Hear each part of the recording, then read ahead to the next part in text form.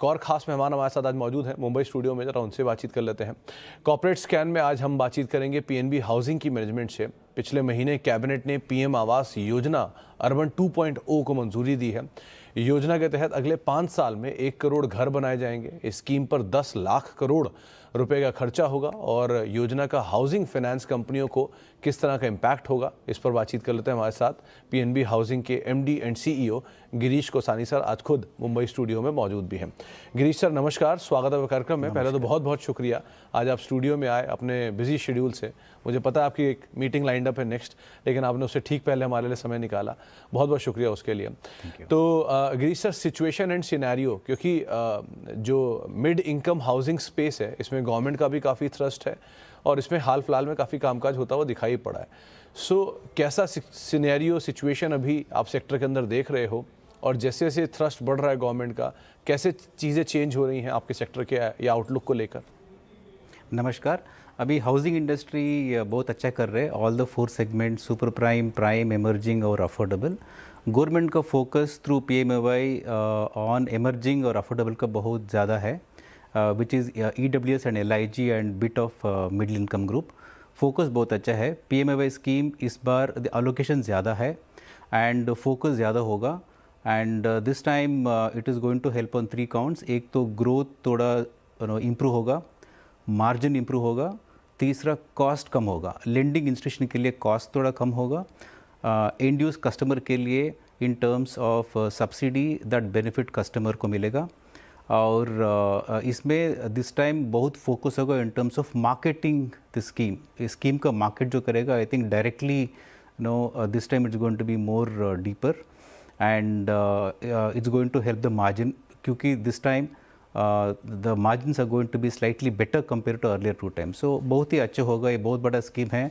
10 lakh crore investment का announce किया।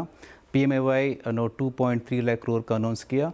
पिछले 2 टर्म्स में अमाउंट जो यूटिलाइज किया वो 1,65,000 करोड़ था एंड दिस टाइम एक टर्म 5 साल के अंदर investment what they've announced is 2,30,000 crore. So allocation ज़्यादा है, फोकस ज़्यादा है and it's going to help emerging and affordable focused companies. तो गिरीश सर, 2-3 चीज़ें अब आती है बारी कि पीएनबी हाउसिंग फाइनेंस किस तरह से पोजीशनड अप है इस अपॉर्चुनिटी को गेयर अप करने के लिए। आप लोगों ने अपनी ऑनलाइन प्रेजेंस काफ़ी स्ट्रांगली बढ़ाई है, आपका ब्रांच एक्सपेंशन भी काफ़ी अच्छे से एक्सपैंड कर रहे हो आप लोग। सो इन एरियाज़ को आप कैसे इस अपॉर्चुनिटी को कैसे इनकैश करने वाले हो? 1, दूसरा एनआईएम की पिक्चर की अभी सिचुएशन क्या है, क्योंकि लास्ट कुछ क्वार्टर्स में एनआईएम्स में बाकी पूरे सेक्टर में हमने थोड़ा सा प्रेशर देखा है। सो अभी एनआईएम्स का सिचुएशन ओवरऑल कैसा है?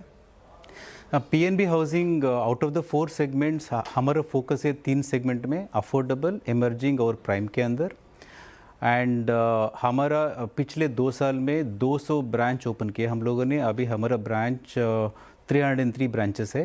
303 में 160 अफोर्डेबल ब्रांचेस है, 50 एमर्जिंग ब्रांचेस है और बाकी 93 प्राइम का है। हमारा पूरा 303 ब्रांचेस इक्विप्ड है to do PMAY loans. So it is going to help PNB housing. NIM के बारे में I think we been maintaining NIM का गाइडेंस था 3.5%। पिछले 2 क्वार्टर में हमारा निम वाज अराउंड 3.6 to 3.65।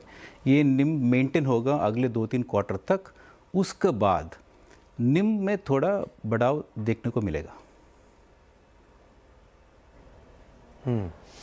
तो सर गोइंग फॉरवर्ड आपने डिजिटली भी, क्योंकि लास्ट क्वार्टर के नंबर जब हमारी बात हुई तो आपने कहा था डिजिटल फुटप्रिंट आप लोग अपना काफ़ी बढ़ा रहे हो और वो आपको एक बड़ा एज दे रहा है बाकी कॉम्पिटिटर्स के सामने। सो गोइंग फॉरवर्ड ये सिचुएशन कैसे इम्प्रूव होगी, इसको मतलब इस पर आप और क्या काम करने वाले हो? And second, upcoming in second half of the year usually disbursement के लिहाज से थोड़ा बेटर माना जाता है फर्स्ट हाफ के कंपैरिजन में। सो आप कैसे देख रहे हो second half of the year को?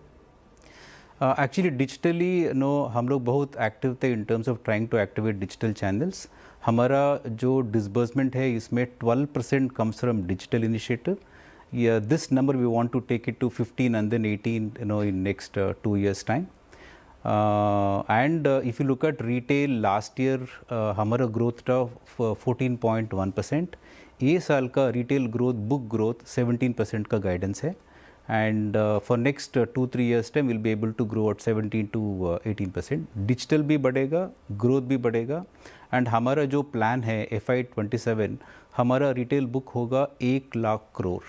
1 लाख करोड़ में हमारा अफोर्डेबल होगा 15%, 15,000 करोड़। एमर्जिंग का बुक होगा 25,000, 25,000 करोड़, एंड बाकी जो 60,000 होगा वो प्राइम के अंदर होगा, and super prime we are not there. So हमारा ग्रोथ गाइडेंस 17 to 18% अगले 3 साल तक। तो सर 17% की जो डिसबर्समेंट की ग्रोथ गाइडेंस आपने मेंशन की है इस ईयर के एंड में, अगर इसको मैं फर्दर बाइफरकेट करूं तो रिटेल के लिए जो ग्रोथ गाइडेंस है वो आप कितना मेंटेन करके चल रहे हो और क्या ट्रिगर उसके लिए रहेंगे इस तरह की ग्रोथ में? एक्चुअली मैंने अभी जो बोला वो रिटेल बुक ग्रोथ का था। Corporate we be degrowing the book. पिछले 3 साल से हम लोग कॉर्पोरेट डिस्बर्समेंट नहीं किया क्योंकि हमारा बुक बहुत ज़्यादा था और एनपीए भी ज़्यादा था। अभी एनपीए कॉर्पोरेट में नील हो गया, ज़ीरो हो गया। बुक जो हमारा 18,000 था अभी 1800 पे आ गया कॉर्पोरेट बुक। सो अगले 2-3 महीने में हम लोग कॉर्पोरेट छोटी तरीके से चालू करेगा। मैंने अभी जो 17-18% मैंने बोला, 17% ए साल के लिए, अगले 2 साल के लिए 18% मैंने जो बोला वो बुक ग्रोथ है, डिसबर्समेंट नहीं है। डिसबर्समेंट ग्रोथ रिटेल में होगा 25% को ऊपर, बुक ग्रोथ होगा 17 to 18% ए रिटेल में। कॉर्पोरेट छोड़ के, कॉर्पोरेट में हमारा फोकस ज़्यादा नहीं है। FY27 में हमारा पूरा रिटेल बुक होगा 1 लाख करोड़, कॉर्पोरेट का होगा बुक शायद 7 to 8,000 करोड़। सो कॉर्पोरेट को ऊपर ज़्यादा फोकस नहीं रहेगा, हमारा पूरा फोकस रिटेल के अंदर इसमें हाई यील्डिंग सेगमेंट्स, अफोर्डेबल और एमर्जिंग के ऊपर ज़्यादा फोकस होगा। ओके, एक और चीज़ गिरीश सर, लास्ट कुछ समय में आपने ब्रांच एक्सपेंशन बहुत एग्रेसिवली किया है। 160 के आसपास आप लोग ब्रांचेस लेके आ गए हो। सो ये जो ब्रांच एक्सपेंशन है ये अब आप थोड़ा सा ब्रीदर लोगे यहाँ पे कि बड़ा एक्सपेंशन आप लोग कर चुके हो या यही पेस अभी भी कंटिन्यू रहेगा? कहाँ पर हम इसको ईयर एंड होते हुए देख रहे हैं? क्या नंबर हम मेंशन मतलब अनुमान लगाकर चल सकते हैं? हमारा प्लान है ब्रांच एक्सपेंशन का हर साल मिनिमम 50 ब्रांचेस।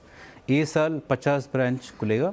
इसमें लार्जली अफोर्डेबल और एमर्जिंग के अंदर विल बी ओपनिंग ब्रांचेस हर साल 50। FY27 तक लगभग 500 ब्रांचेस होगा हमारा। अभी जो 303 है, अभी 303 है, अगले 3 साल में 200 ऐड करेगा। सो 500 ब्रांचेस होगा FY27 तक। ओके, और सर इसका अगर जोग्राफिकल प्रेजेंस देखें, क्योंकि मेजरली ईस्ट में प्राइम साइड पे तो एक अच्छा प्रेजेंस आपका है ही। सो और कौन कौन से एरियाज या किस तरह के एक्सपेंशन ब्रांच के जोग्राफिकल वाइज हम एक्सपेक्ट करके चल सकते हैं? हमारा फोकस साउथ, वेस्ट और नॉर्थ में है। तीनों सेगमेंट्स में, अफोर्डेबल, प्राइम और एमर्जिंग। ईस्ट में थोड़ा कम है। So our focus is going to be pan India. We are present in 20 states. So we will be expanding branches in all the geography, largely focusing on south, north and west. अच्छा, एक चीज़ Girish sir मैं अपनी समझ के लिए पूछना चाह रहा हूँ कि एक ब्रांच को ओपन करने के बाद एक कितना समय आमतौर पे लगता है उसको प्रॉफिटेबल होने में या उसको पूरा मतलब ब्रेक इवन आने में, और उसके बाद आप लोग फिर नेक्स्ट ब्रांच के लिए कैसे अपना पूरा प्लान लेआउट करते हो? एक्चुअली ब्रेक इवन आता है about 7 to 8 months time, depends on segments. So on an average 8 to 9 months time के अंदर ब्रेक इवन आ जाते हैं, and then the branch will become profitable. So हम लोग फॉर एग्जांपल ये साल में जो भी ब्रांच खुलेगा वो अगले साल पूरा प्रॉफिटेबल हो जाएगा। So it's I think the lag period of about 8 to 9 months time. Know after that it will become profitable. Okay, चलिए गिरीश सर, बहुत बहुत शुक्रिया। आपने आज कम समय में भी हमसे बहुत सारी बात की और आपने अपने बिजी शेड्यूल में हमारे लिए आज समय निकाला। आपको मीटिंग में जाना है, सो बहुत बहुत शुक्रिया। आपने हमें अपना समय दिया, हमारे साथ स्टूडियो में जुड़े और हमसे बातचीत की, और बहुत बहुत शुभकामनाएं आपको आने वाले क्वार्टर्स के लिए भी। एक ब्रेक का वक्त हो गया है। PNB हाउसिंग के मैनेजमेंट को आप सुन रहे थे, MD and CEO Girish Kausani sir को। स्टॉक बिल्कुल फ्लैट साइड पे सो फार कामकाज कर रहा है एकाएक, लेकिन उनकी बातचीत के दौरान स्टॉक में स्पाइक आया और हरे निशान में 0.5% के आसपास की बढ़त पे ये स्टॉक अभी डे हाई के आसपास कामकाज करता हुआ दिखाई पड़ेगा। एक ब्रेक का वक्त है, ब्रेक के बाद लौटेंगे। तीनों खिलाड़ी मौजूद हैं, उनसे हम बातचीत करेंगे छोटे से ब्रेक के उस पार।